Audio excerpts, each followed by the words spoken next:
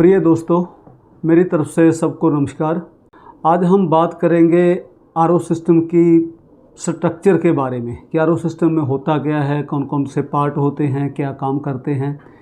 इस वीडियो की डिमांड बहुत देर से हमारे जो बिजनेस पार्टनर है उनकी तरफ से आ रही थी, क्योंकि कुछ हमारे बिजनेस पार्टनर जो होते हैं वो आरओ मैकेनिक होते हैं।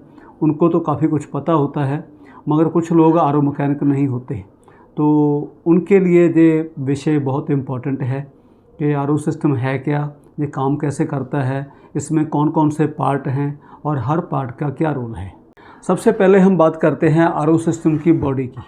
ये जो बॉडी है, ये हमारे जो लाइफ मॉडल है उसकी बॉडी है। ये बॉडी जो होती है मेजर तौर पर ये प्लास्टिक की बनी होती है। तो प्लास्टिक इसका फूड ग्रेड होना चाहिए, ये बहुत ज़रूरी है। इसका जो प्लास्टिक होता है वो एबीएस होता है। एबीएस का मतलब है अक्राइलोनाइट्रल ब्यूटाडाइन स्टायरीन। इसको शॉर्ट फॉर्म में बोलते हैं हम एबीएस। ये जो एबीएस प्लास्टिक होती है, ये फूड ग्रेड होती है। इस प्लास्टिक के अंदर अगर पानी खड़ा रहे तो उसमें कोई माइक्रोप्लास्ट का कण नहीं आता। ये जो प्लास्टिक है ये पानी में लीचिंग नहीं करती। मगर जो भी अच्छी कंपनियां हैं वो जो बॉडी लगाती हैं वो एबीएस प्लास्टिक की, फूड ग्रेड प्लास्टिक की होती है। मगर जो हम देसी आरओ बना लेते हैं लोकल किसी मैकेनिक से, जहाँ पर लोकल मार्केट से हम लोग बॉडी लेकर उसमें असेंबलिंग करवा लेते हैं, तो वो बॉडी जो होती है बहुत बार वो एबीएस प्लास्टिक नहीं होती, फूड ग्रेड नहीं होती। तो वो जो प्लास्टिक है वो माइक्रोप्लास्ट के जो छोटे छोटे पार्टिकल्स होते हैं, कण होते हैं, वो पानी के अंदर छोड़ती है। और वो जो माइक्रोप्लास्ट है उसका सबसे बड़ा नुकसान होता है हमारे फेफड़ों को, हमारे जो रेस्पिरेटरी सिस्टम है, हमारे लंग्स हैं, उसको नुकसान होता है। वो कैंसर का भी कारण बनता है। और इसके अलावा हमारा जो लिवर और किडनीज़ हैं उनको भी नुकसान करता है। पहली बात यह है कि बॉडी के बारे में आपको मैं ये बताना चाहूँ कि कोई भी आरओ सिस्टम आपने लगाना हो तो वो अच्छी कंपनी का लगाएं, ताकि जो उसकी बॉडी होती है वो एबीएस प्लास्टिक की और फूड ग्रेड प्लास्टिक की बनी होनी चाहिए। क्योंकि जो कंपनियां होती हैं, अच्छी बड़ी कंपनियां हैं, तो उनका वो घटिया प्लास्टिक नहीं लगा सकते, क्योंकि उनका एक अपना ब्रांड होता है। तो ब्रांड के नाम पर जो फ़ायदा रहता है कि अगर आप एक ब्रांड का आरओ लेंगे तो उसकी जो प्लास्टिक होगी वो अच्छी प्लास्टिक होगी, एबीएस प्लास्टिक होगी, फूड ग्रेड प्लास्टिक होगी। ये था इसकी बॉडी के बारे में। इसके बारे में हम आगे बात करेंगे जो हमारा सेकंड पार्ट है आरओ सिस्टम का। दोस्तों, आरओ सिस्टम का जो काम शुरू होता है वो शुरू होता है प्री फिल्टर से। सबसे पहले जो आपके घर में जो ऐसा फ़िल्टर बाहर लगा होगा, आरओ के बाहर ही लगा होता है जी, इसको बोलते हैं प्री फिल्टर। DOR भी बोलते हैं इसको, DOR, और इसको प्री फिल्टर भी बोलते हैं। इसका काम क्या है? इसके अंदर एक स्पन होता है, ऐसे जो खुलता है, इसके अंदर ऐसे ये स्पन डाला जाता है। तो इसका काम क्या है स्पन का, कि जो पानी है बाहर से एंटर करेगा और स्पन में से गुजरकर सेंटर में से पानी बाहर निकलेगा। मतलब जो आपके घर में पानी में जो मिट्टी है, जो डस्ट पार्टिकल्स हैं, वो इसके बाहर की साइड पर रुक जाएंगे और हम इसको जनरली 6 महीने बाद इसको चेंज कर देते हैं। अगर आपके घर के पानी में मिट्टी ज़्यादा है तो आपको हो सकता है कि 1 महीने के बाद ही चेंज करना पड़े। ऐसे इसकी स्ट्रक्चर होती है। तो इसका काम ही ये है कि ये एक तरफ से पानी एंटर होगा, दूसरी तरफ से पानी बाहर निकलेगा। तो इसका जो मेन काम है वो है पानी में से मिट्टी को निकालना, डस्ट को निकालना, ये इसका काम है। इसको हम प्री फिल्टर बोलते हैं। इसके अंदर का जो स्पन है वो आपको 2-3 महीने बाद या 6 महीने बाद आपको चेंज कर देना चाहिए। अगर आपके घर के पानी में मिट्टी ज़्यादा है तो फिर आपको 2 महीने बाद ही इसको चेंज कर देना चाहिए। ये था प्री फिल्टर। इसके बाद जो हमारा नेक्स्ट फ़िल्टर होता है, हमारे लाइफ मॉडल में भी होता है और जो अल्टीमा मॉडल है उसमें भी होता है। इसको बोलते हैं वाटर सॉफ्टनर। ये मिनरल का अपना फ़िल्टर है। इसके अंदर बॉल्स होती हैं जो पानी को सॉफ्ट करती हैं। मतलब पानी के अंदर जो कैल्शियम कार्बोनेट या मैग्नीशियम कार्बोनेट होता है जो उसको तोड़ देती हैं। इसके जो पानी है पीछे की साइड से एंटर करता है और आगे कैप की साइड से जो बाहर निकलता है। इसका मेन काम है कि जो पानी हार्ड वाटर होता है, जिसने हार्ड वाटर को सॉफ्ट वाटर बनाना होता है। ये सभी फिल्टर में, सभी आरओ सिस्टम में नहीं लगा होता, मगर जो मिनरल का आरओ सिस्टम है, लाइफ मॉडल और अल्टीमा मॉडल, ये दोनों में ये आता है। तो ये पानी को सॉफ्ट करता है। कैल्शियम कार्बोनेट और मैग्नीशियम कार्बोनेट को तोड़ता है। तो इसका फ़ायदा क्या होता है, जब ये कैल्शियम कार्बोनेट के जो कंपाउंड्स हैं उनको तोड़ता है तो वो जो चूना है, जो कैल्शियम कार्बोनेट है, वो मेम्ब्रेन के अंदर जाकर जमा नहीं होगा। मेम्ब्रेन की जो फोल्ड्स होती हैं उनके अंदर जाकर वो मेम्ब्रेन को ब्लॉक नहीं करेगा। अगर वो मेम्ब्रेन को ब्लॉक नहीं करेगा तो मेम्ब्रेन की लाइफ ज़्यादा होगी। अगर मेम्ब्रेन ब्लॉक नहीं होगी तो पंप की लाइफ ज़्यादा होगी। सो इसका जो मेन काम है इस फिल्टर का, वो है पानी को सॉफ्ट करना, पानी में जो कैल्शियम कार्बोनेट और मैग्नीशियम कार्बोनेट है उसको निकालना, और इस तरीके से ये मेम्ब्रेन को बचाता है और साथ में ये पंप को बचाता है, उसकी लाइफ को लंबा करता है। वाटर सॉफ्टनर के बाद हम बात करेंगे एथगार्ड फ़िल्टर की। दोस्तों अब हम बात करते हैं एथगार्ड की। ये एथगार्ड फ़िल्टर में क्या है, इसके अंदर एक स्पन होता है, आप इसको खोल कर देख सकते हो। एक स्पन होता है जो पानी को और साफ़ करता है। जैसे पहले पानी फ़िल्टर जो प्री फ़िल्टर है उसने साफ़ किया था, तो प्री फ़िल्टर में जो पानी में जो मोटी मोटी मिट्टी है वो निकल जाती है। इससे ये पानी के अंदर जो ब्रीक मिट्टी होती है, जो बहुत ही सिल्ट पार्टिकल्स होते हैं जैसे पांडु होता है, उसको बाहर निकालता है। सो इसमें भी पानी जो है पीछे से एंटर करेगा, आगे से बाहर निकलेगा। और दूसरी बात, इसके अंदर माइक्रो क्लस्टर बॉल्स होती हैं। जो स्पन फ़िल्टर है उसके अंदर माइक्रो क्लस्टर बॉल्स हैं। जब पानी माइक्रो क्लस्टर बॉल्स को टच करता है तो पानी के माइक्रो क्लस्टर बनते हैं। पानी के जो बड़े क्लस्टर होते हैं, मैक्रो क्लस्टर होते हैं, उनको तोड़कर जो माइक्रो क्लस्टर बनाता है। और उसका फ़ायदा ये होता है कि ये हमें ज़्यादा तरौती देता है, हमारी जो हाइड्रेशन है वो बेहतर होती है और प्यास अच्छी बुझती है और पानी का टेस्ट अच्छा हो जाता है। सो जो एथगार्ड है वो दो काम करता है, एक पानी को जो फ़िल्टर करता है, ब्रीक फ़िल्टर करता है, दूसरा इस ये पानी में माइक्रो क्लस्टर बनाता है।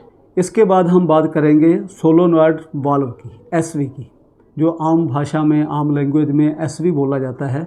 वो पार्ट क्या है, वो क्या काम करता है। दोस्तों इसको एसवी कहते हैं, सोलोनॉइड वाल्व। तो इसका मतलब क्या है, ये पानी की क्वालिटी को अच्छा करने या बुरा करने में इसका कोई रोल नहीं है।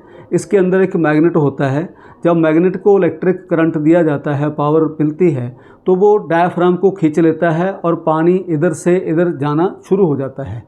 जब इसका जो इलेक्ट्रिक करंट बंद हो जाता है तो ये डायाफ्राम को छोड़ देता है और पानी का जो फ्लो है वो बंद हो जाता है। तो जब आपका आरओ सिस्टम बंद होता है तो आरओ सिस्टम में पानी लीक ना होता रहे, उसके लिए ये काम करता है।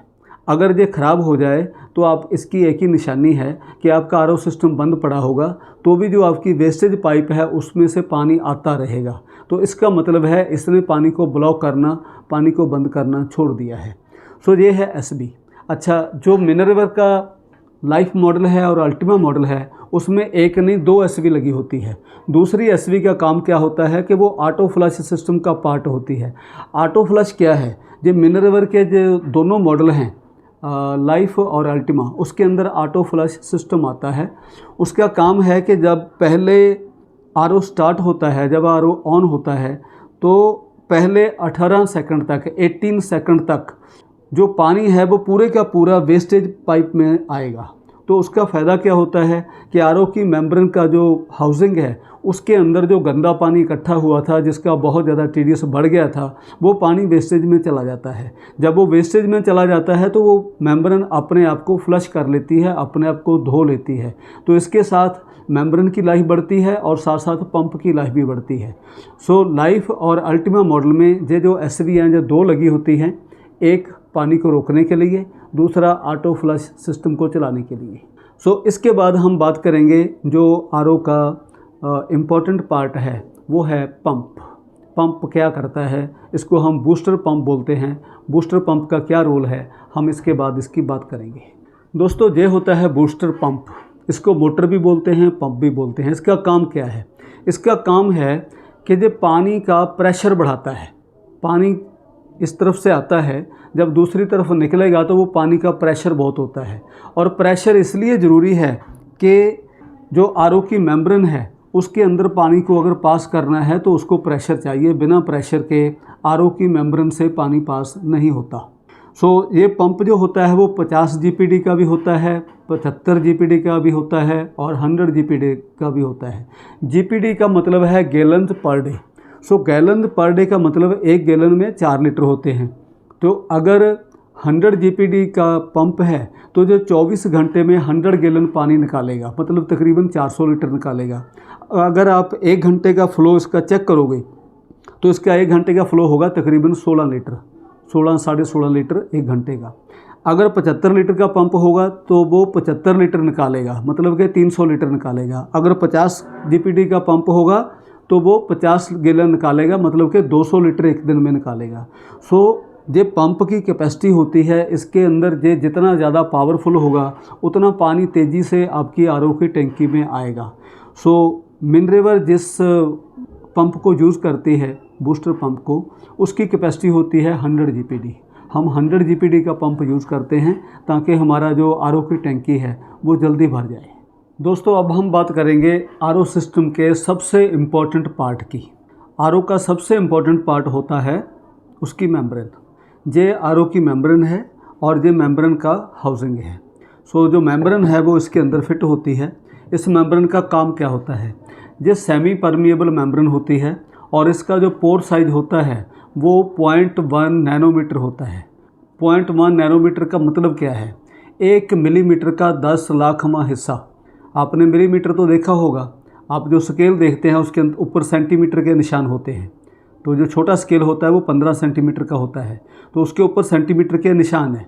तो वो जो सेंटीमीटर के निशान है उसके अंदर जो छोटे निशान होते हैं 10, तो वो जो छोटे निशान हैं वो 1 मिलीमीटर है। तो इसका जो पोर साइज है वो उस मिलीमीटर का भी 10 लाखवां हिस्सा होता है, इतना छोटा होता है।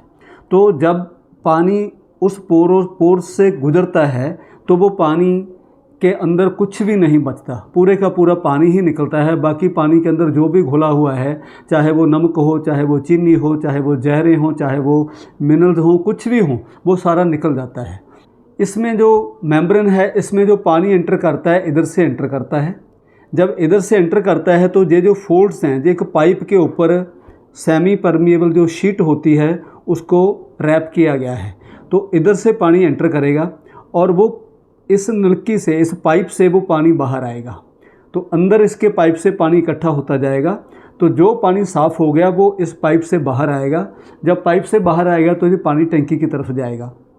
जो इसके बाहर हाउसिंग में पानी खड़ा हुआ है, जो जिसका टीडीएस लगातार बढ़ रहा है, उसको बाहर निकालने के लिए एक वेस्ट पाइप लगाई जाती है इसके साथ, हाउसिंग के साथ।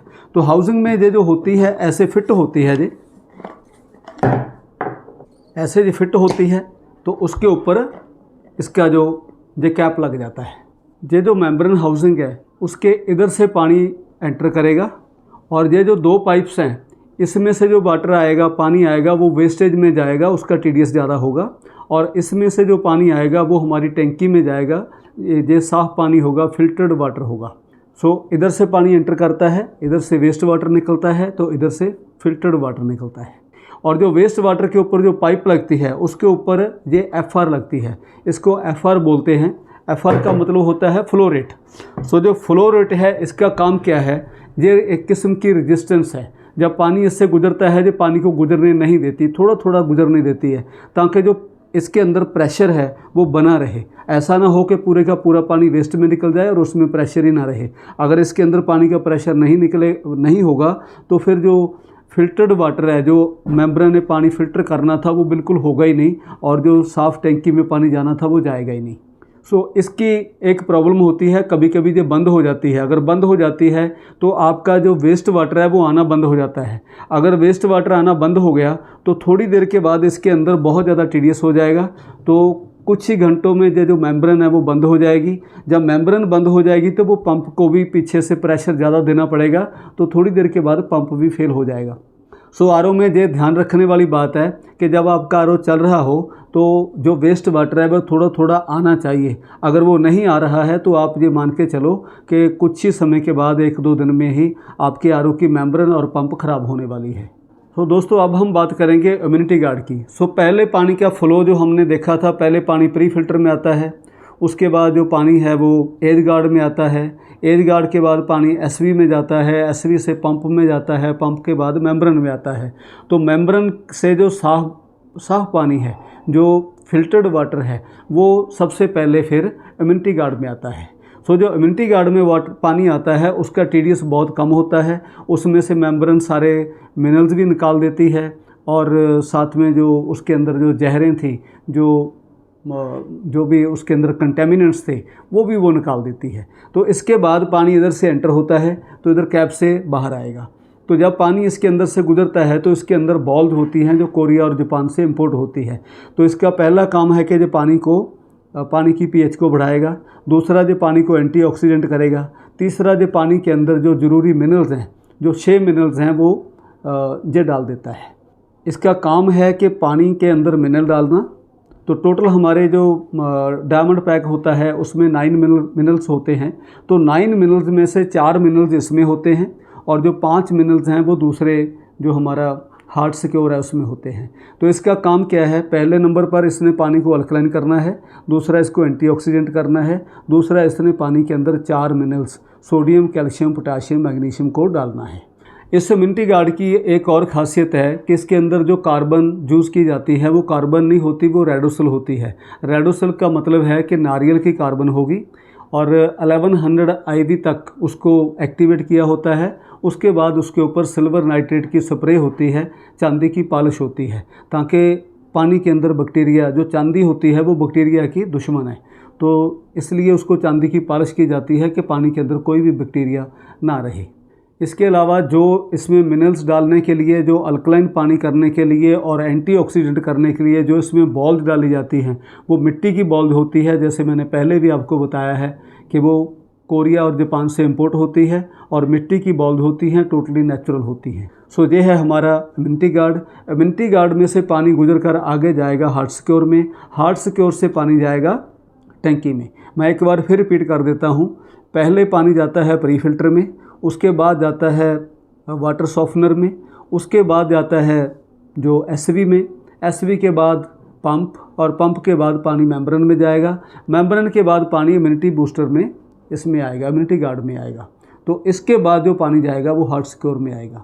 सो इसका काम क्या है, पानी को अल्कलाइन करना, पानी को एंटीऑक्सीडेंट करना और साथ में पानी के अंदर 4 जो मिनरल्स हैं, सोडियम, कैल्शियम, पोटाशियम, मैग्नीशियम, वो डालना इसका काम है। दोस्तों इसके बाद पानी आएगा हार्ट सिक्योर में। हार्ट सिक्योर में पानी का क्या काम है, ये क्या काम करता है पानी के ऊपर। सबसे पहले पानी पीछे से एंटर करेगा और आगे से इधर के बाहर निकलेगा और इसका जो काम है, ये पानी के अंदर 5 मिनरल्स डालता है, जिंक, कॉपर, वैनेडियम, सेलेनियम और जर्मेनियम। ये 5 मिनरल्स ये डालता है पानी के अंदर।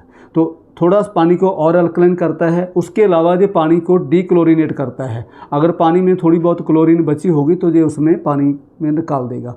और तीसरा काम इसका ये भी है कि इसके अंदर माइक्रो क्लस्टर बॉल्स भी होती हैं। कुछ micro cluster balls as guard में होती है, वो पानी को माइक्रो क्लस्टर करता है। तो उसके बाद पानी इसके अंदर आकर भी माइक्रो क्लस्टर होता है।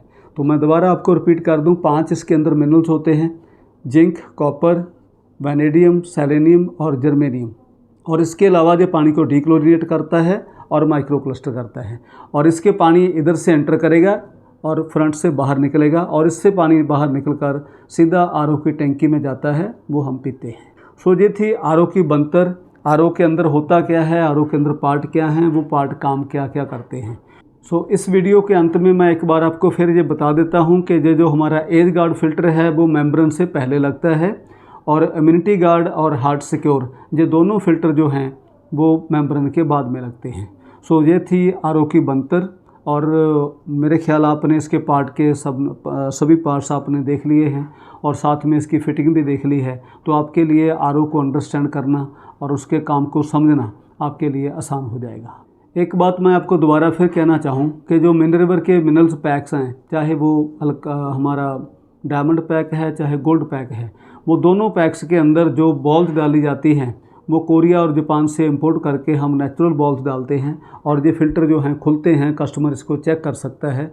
एक बात मैं आपको और कहना चाहूँ कि मिनरल एक ऐसी कंपनी है जो अपने फ़िल्टर के, चाहे आप हमारा पैक लगवाएं, गोल्ड पैक या डायमंड पैक लगाएं, या फिर आप हमारा RO सिस्टम लगवाएं, तो मिनरल जो है वो पानी को अल्कलाइन होने के लिए 1 साल की गारंटी देती है। और हम लोग साथ में ये जो दोनों टेस्टिंग किट्स हैं, एक पीएच टेस्टिंग के लिए है, एक ओआरपी टेस्टिंग के लिए है, जो हम साथ में फ्री देते हैं। हर कस्टमर के घर में होती है, वो कभी भी किसी भी मंथ में जाकर अपने पानी को चेक कर सकता है कि मेरा पानी अल्कलाइन है, मेरा पानी एंटीऑक्सीडेंट है। सो जिस चीज़ के लिए, जिस सुविधा के लिए, जिस अल्कलाइन पानी के लिए कस्टमर ने पैसा खर्च किया है, हम उसकी जिम्मेवारी लेते हैं कि वो आपको उसको मिलेगा। So all the best, thank you. ये थी आरओ की बनतर। तो मुझे लगता है कि आज आरओ के सभी पार्ट्स देखने के बाद आप आरओ को अच्छी तरह समझ गए होंगे, और आपने जो कुछ हमारे दोस्त ऐसे भी हैं जो इसकी पैक की फ़िटिंग खुद सीखना चाहते हैं, तो मुझे लगता है कि आज उनको इस वीडियो के साथ बहुत हेल्प मिलेगी। So all the best, thank you, प्रणाम।